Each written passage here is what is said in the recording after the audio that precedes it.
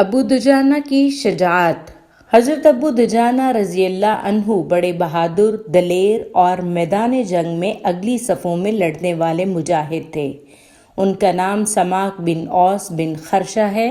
غزوہ احد میں ان کی بہادری کے کارنامے اسلامی تاریخ کا حصہ ہیں۔ انہوں نے بدر اور احد کے علاوہ نبی کریم صلی اللہ علیہ وسلم کے ساتھ تمام جنگوں میں شرکت فرمائی۔ احد کے دن رسول اللہ صلی اللہ علیہ وسلم نے فرمایا، اس تلوار کا حق کون ادا کرے گا؟ لوگ اس کے لیے آگے بڑھے، لیکن آپ نے انہیں تلوار نہیں دی۔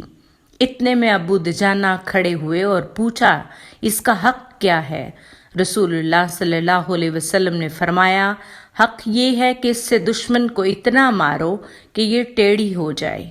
چنانچہ ابو دجانہ رضی اللہ عنہ نے آگے بڑھ کر رسول اللہ صلی اللہ علیہ وسلم کے ہاتھ سے تلوار لی اور لال پٹی سر پر باندھ کر اکڑتے ہوئے دشمن کی صف میں جا گھسے۔ رسول اللہ صلی اللہ علیہ وسلم نے ان کی چال دیکھ کر فرمایا، یہ ایسی چال ہے جو اللہ تعالیٰ کو سخت ناپسند ہے، مگر اس مقام پر نہیں۔ اللہ کے رسول صلی اللہ علیہ وسلم کی وفات کے بعد کئی قبائل اسلام سے مرتد ہو گئے اور مسلمہ کذاب ان کا لیڈر بن گیا۔ چنانچہ ان مرتدین میں زکوٰۃ دینے سے انکار کر دیا۔ حضرت ابو بکر صدیق رضی اللہ عنہ نے ان کے خلاف اعلان جہاد کیا۔ مرتدین کی سرکوبی کے لیے جو لشکر روانہ ہوا، اس میں حضرت ابو دجانہ رضی اللہ عنہ بھی شامل تھے۔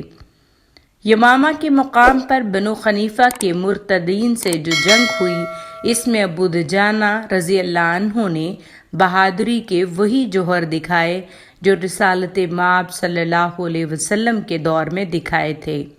یمامہ میں ایک بڑے باغ کے درمیان قلعہ تھا جس میں مرتدین جمع تھے اور وہ قلعہ بند ہو کر لڑائی کر رہے تھے اور مسلمانوں کو نقصان پہنچا رہے تھے۔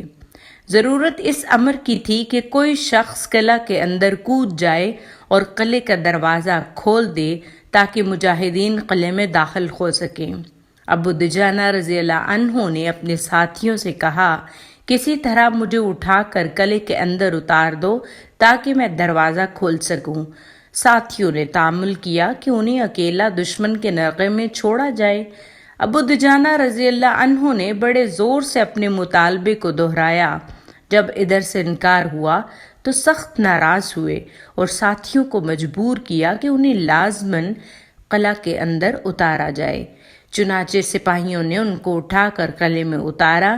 جب انہوں نے دیوار سے چھلانگ لگائی تو ان کی ٹانگ ٹوٹ گئی، مگر ابو دجانہ رضی اللہ عنہ نے ٹانگ کی قطعاً پرواہ نہ کی، اپنی تلوار اٹھائی اور مرتدین سے اکیلے ہی قلعے کے اندر لڑائی شروع کر دی۔ وہ لڑتے لڑتے دشمنوں کو دروازے کی طرف لے آئے اور اچانک دروازہ کھول دیا۔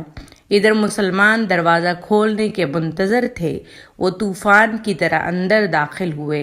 ادھر ابو دجانہ رضی اللہ عنہ اپنی ٹانگ کے درد کو چھپائے مسلسل لڑتے رہے اور لڑائی کے دوران ان کی ٹانگ کثرت حرکت کی وجہ سے اور زیادہ خراب ہو گئی اور درد میں بے تحاشا اضافہ ہو گیا۔ ادھر مرتدین ان کی طاق میں تھے۔ بالآخر یہ بہادر مجاہد زمین پر گر پڑے۔ کثرت سے خون بہنے کی وجہ سے وہ یمامہ کی جنگ میں شہید ہو گئے اور رہتی دنیا تک تاریخ کے سنہرے اوراق میں اپنا نام رقم کر گئے۔